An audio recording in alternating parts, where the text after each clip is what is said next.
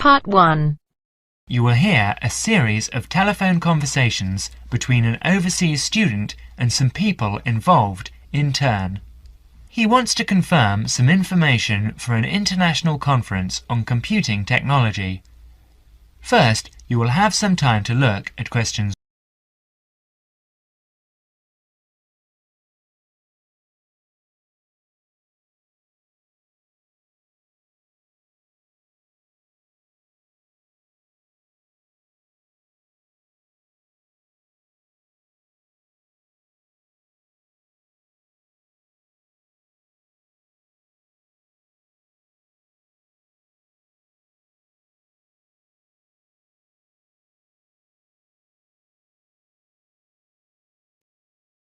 Now listen carefully and answer questions.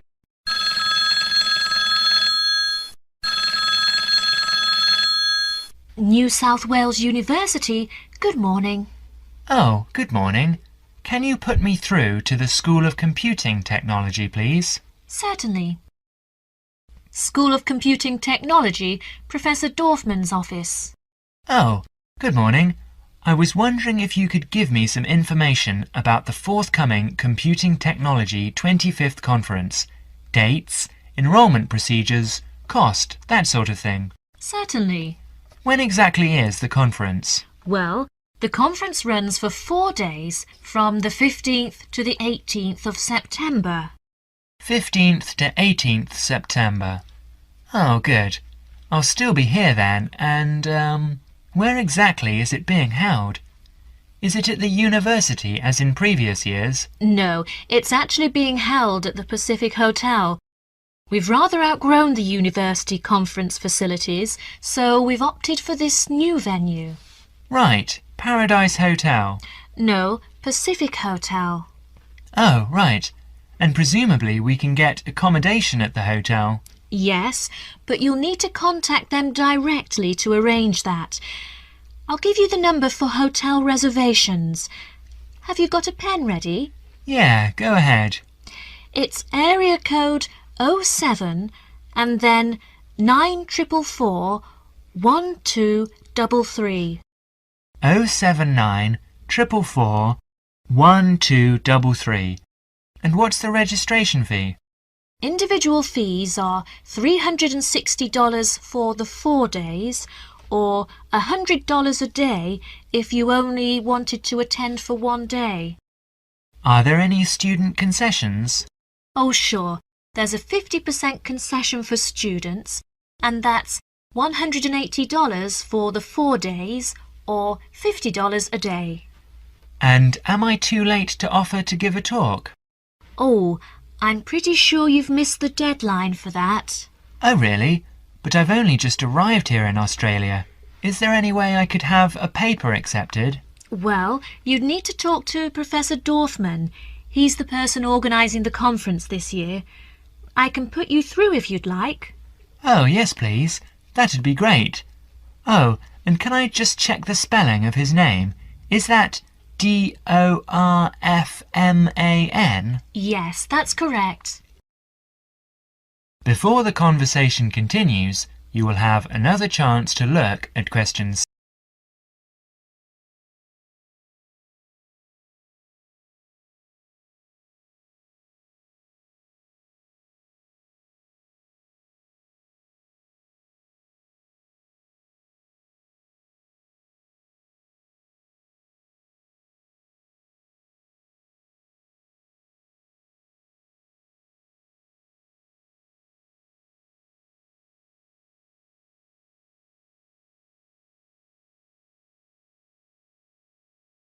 Listen carefully and answer questions.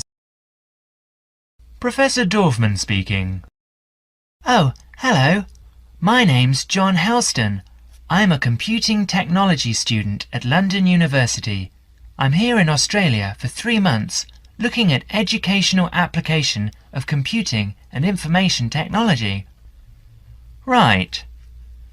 I'm interested in giving a talk on my research at the conference, but I believe I may have missed the deadline. Well, strictly speaking, you have. The closing date was last Friday. Oh, no. but we may be able to include your paper if it fits into our program. But you'll have to be quick.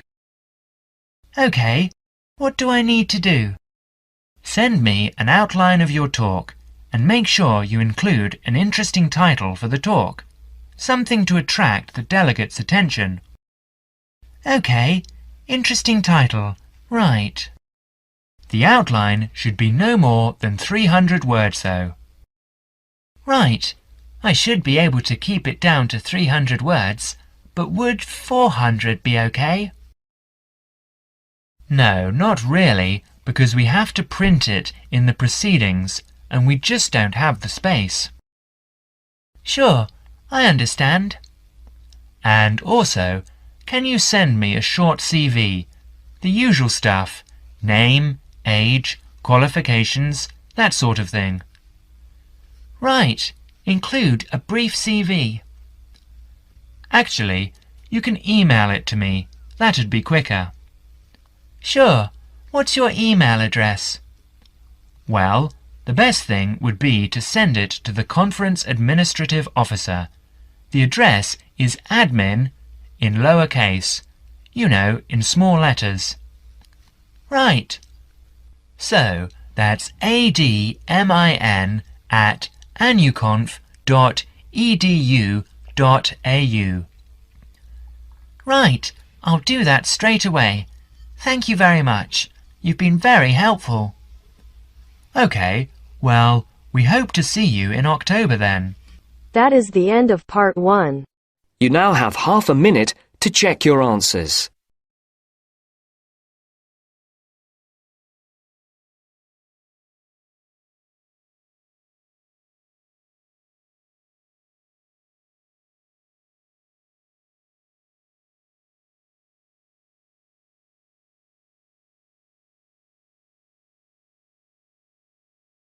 Now turns to part 2.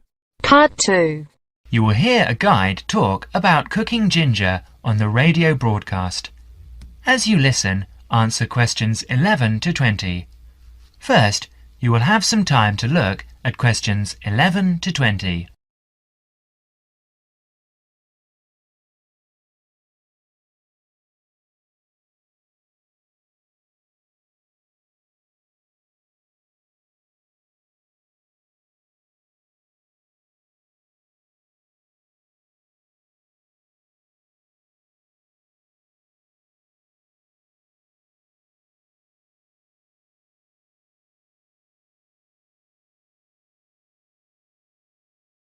Now listen carefully and answer questions 11 to 14. Hello and welcome to Cooking Corners. And this week we're looking at the most versatile and aromatic of plants. A fairly recent addition to the list of Australian agricultural produce, but nevertheless a great favourite today, ginger.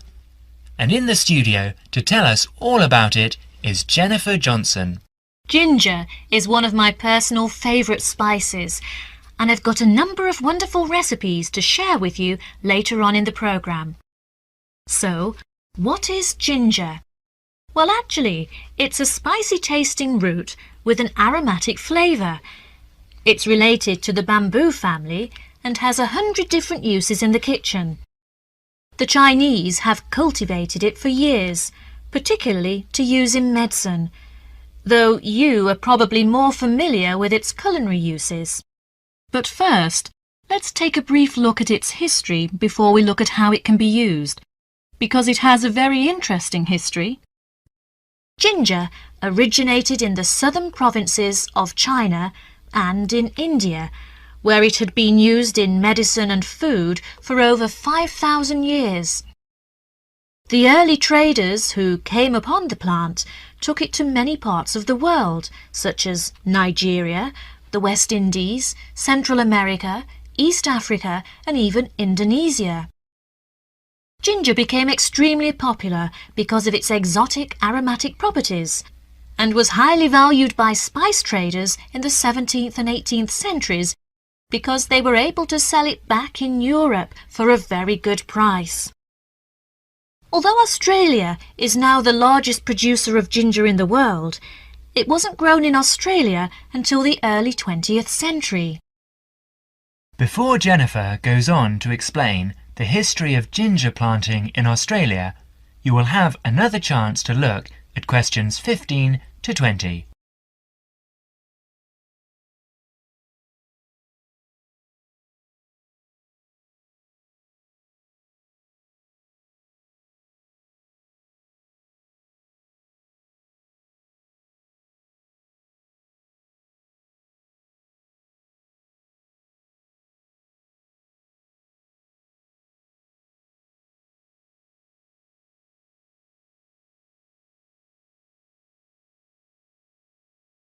Now listen to the rest of the talk and answer questions 15 to 20. Apparently, some pieces of raw ginger found their way to an area about 100 kilometres north of Brisbane in Queensland earlier this century. The comparatively high rainfall and humidity in this area produced conditions which are perfect for growing ginger, so it became well established. But in the early days, the relatively high cost of production placed it as a disadvantage in the market by comparison with the much cheaper ginger produced by other countries with lower production costs.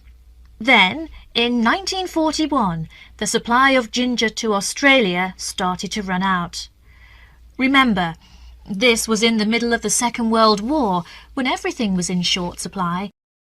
This provided a perfect opportunity for the Queensland growers to expand their production and sales. 5 local farmers got together and formed a cooperative association in a place called Buderim. They started with only £25 between them. That was in the days when Australian currency was pounds, not dollars. So they set up the company with 2 wooden vats and 14 tons of raw ginger. But they went on to become the most successful ginger farmers in the world. In fact, nearly all the world's ginger now comes from the Buderim ginger factory in Queensland. 40% of the production is used in Australia, and the remaining 60% is exported overseas to places like Europe, North America, South Africa, and even to Asia, where it originated in the first place. So now, let's move on to look at ways of using ginger in the kitchen. The end of part 2. You now have half a minute to check your answers.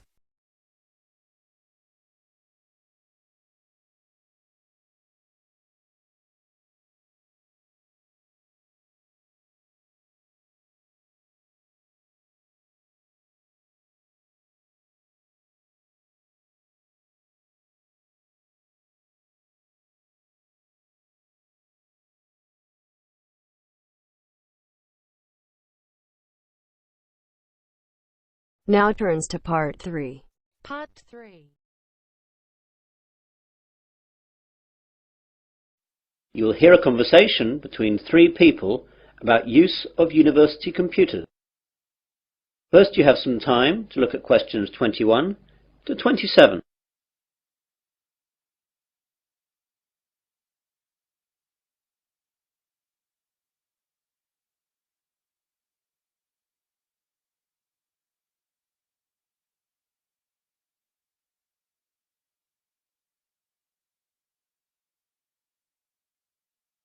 Now listen carefully and answer questions 21 to 27.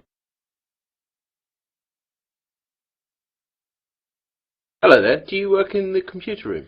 Yes, I do. Can I help you? Well, I'm a first year and I know that I'll need to use the computer room for my work, as I don't have a computer of my own.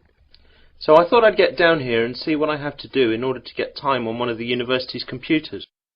Okay, there are 4 computer labs open to undergraduates. The others can only be used by the staff and postgraduates. The names of the 4 labs you can use are Wimborne, Franklin, Salisbury and Court. Wimborne and Court are in this building, the Johnson building. Franklin is in the Computer Sciences building and Salisbury is in the library. So I can use them whenever I like? Well, you can use them, but not whenever you like. As you can imagine, they're in quite a lot of demand, so you have to reserve your time on a computer. In each of the labs there is a reservation book, and you can reserve your time on a computer in that for 2 hours daily. If a computer is free, though, you can go on it straight away. It's quite straightforward, but be sure to always write your name in the reservation book in pen, or someone can rub it out and put their name in instead. Oh my God, does that really happen? I'm afraid so, and far more often than you would think. When people are stressed about their assignments, they'll do anything to get some time on the computers. Better not try it yourself, though, or you'll be banned from the computers for the rest of the academic year, and your password and username will be taken away. That reminds me, I've got to get a username and password. How do I go about that then? Well, what I'll do is to pass you over to my colleague Jane, as she's in charge of all that. Jane? Yes, Dave? I've got a new student here wanting to find out about usernames and passwords. Can you help him out with that? Yeah, sure. Hi there. Hi. Well, it's a straightforward process. First of all, tell me your name and I'll type it into the system. James Smith. Right, let me do that. You see, all students are automatically given a username and then they just choose a password themselves. OK, so your username is JamesSmith2. That's all small case. That means there must be more than one of you at the university at the moment. Well, what do you want your password to be? I think I'll choose biology, as that's the subject that I'm studying, though my girlfriend Mary will be upset that it's not her name I'm using. Well, that's all done. You can now use any of the 4 undergraduate computer labs. By the way, can I print out stuff at the labs? Yes, you can, but sometimes it's not quick. When you print, it goes into a queue and it'll be left in a tray in Franklin, as that's where all the main printers are. The good bit is that, although last year it cost 3p per page, now it doesn't cost you anything. You now have some time to look at questions 28 to 30.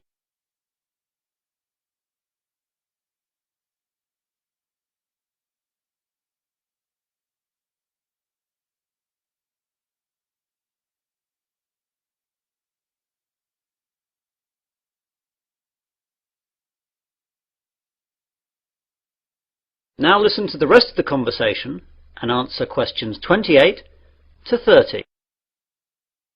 I don't really know much about computing. Is there any training available? Yes, we have introductory courses for all new students. There is beginner, intermediate and advanced. Which would you like to go for? Well, I have done some, but I don't know if I'm up to anything more than beginner. I'd better stick with that. Intermediate could be too tough. Well, your course is in Franklin then. We're in Court now. You know where that is. That's in this building too, isn't it? No, that's Wimborne you're thinking about. Franklin's over in the Computer Sciences building. Anything else? I don't know what time the course starts. Let's have a look then. Advanced starts at 4:30 in the afternoon on Mondays, but yours is the day after at 5 in the afternoon. Are there any other times, as I've got a part-time job then? Yes, you could try Thursday at 2 p.m. How's that? Even worse, as I've a tutorial then. Anything else? No, that's it. I'll have to rearrange work then. I can't miss the tutorial.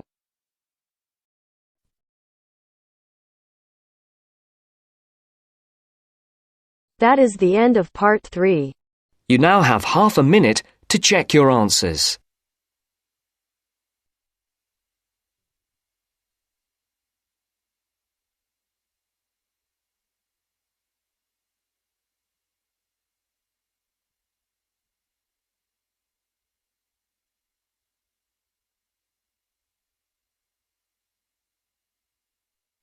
Now turns to part 4. Part 4.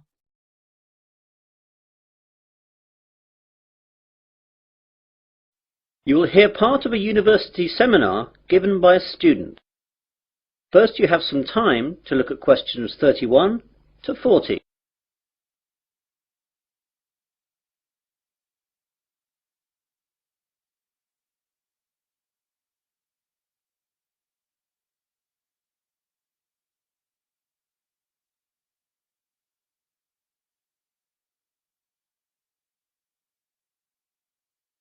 Now listen carefully and answer questions 31 to 40. Good afternoon, everyone. In today's seminar, we're going to continue listening to different students giving us a presentation on the subject of their term paper. Now, today is Hillary's turn. So, what are you going to talk about today, Hillary? Well, some of you will know that I was brought up when I was young in Japan, and I'm going to do my term paper on Japan's bullet trains, which have revolutionized their rail industry. Japan's main island, Honshu, is covered by a network of high-speed train lines that connect Tokyo with most of the island's major cities and Fukuoka on the island of Kyushu. Japan's high-speed trains are called Shinkansen, but are known to us as bullet trains. The Japanese bullet train system is credited with being the world's first purpose-built high-speed railway, and the model and inspiration for all other similar type systems running today, such as the French TGV. The reputation it has earned for safety, speed, and punctuality is unsurpassed. I'd like to give you some figures about that. As regards safety, there has never been a death on the bullet train system since its inception in 1964, other than that caused by deliberate passenger misadventure. As far as speed is concerned, the bullet train holds the current world record for the fastest average speed between two station stops, which was 261.8 kph between Hiroshima and Kokura. The train travelled 192 kilometres in 44 minutes. This record is from the 500 series Nozomi trains, running at a maximum speed of 300 kilometres an hour between Shin Osaka and Hakata. I'll talk more about them later. The punctuality puts European train services to shame. Most trains arrive at their destination after several hours to within the second. In 1 year, the total time that all bullet trains were late by was 12 seconds. This statistic is hard to believe, but it would be difficult to prove otherwise, and that's what the rail authorities in Japan have told us. Now I'd like to tell you a bit about their history. The first bullet train was introduced in 1964 by Central and West Japan Railways for the Tokyo to Osaka route. Most of these old trains have now been discontinued. There have been several bullet train models since then. The most recent ones have been the 300, 500 and 700 series, and it's the 500 series one that can travel at 300 kph. The bullet trains operating in Japan today are of the three following categories: Nozomi, Hikari and Kodama. The Nozomi trains stop only at the most important stations and reach Osaka from Tokyo in only about 2.5 hours, and it's the most modern of bullet trains that serve as Nozomi. Hikari trains stop a little bit more frequently than Nozomi trains and need roughly 3 hours to reach Osaka from Tokyo. Kodama trains stop at all stations, and they are the local trains among bullet trains. Older models of bullet trains serve as Kodama. I'd like now to talk a little bit about the technology involved in bullet trains. The Shinkansen bullet trains consist of electrically powered cars. That means basically all individual cars are equipped with electric motor driving systems. This is in contrast to locomotive trains, in which the locomotive pulls the passenger coaches. The realization of the high-speed Shinkansen with the electric train system had a great significance. The French Train à grande vitesse, or TGV, runs on a centralized power system, in which the heavyweight, high-output locomotives at both ends pull the passenger coaches. It's a system suitable to European railways, which run basically on straight tracks in wide plains with solid foundations. However, it is unsuitable in Japan, where the ground is flimsy and the tracks full of curves and undulations, and intercity distances are short, making it necessary for the trains to accelerate and decelerate frequently. One of the advantages of the electric car system is that the motor functions as a brake to reduce the speed of the train. When the power feed to the electric car motors is stopped, the wheels continue revolving, keeping the motors rotating, resulting in electricity generation by magnetic induction. As the force acts in the direction opposite to the axle's motion, it functions as a brake to the train. All the motors equipped on each coach can be utilized effectively to reduce the speed, making the electric train system advantageous on Japanese railways, which involve frequent deceleration and acceleration. In addition, by virtue of the remarkable progress achieved recently in semiconductor technologies, the electric train system has undergone tremendous improvements in power, operability, and safety administration, so the system is becoming increasingly advantageous. That is the end of part 4. You now have half a minute to check your answers.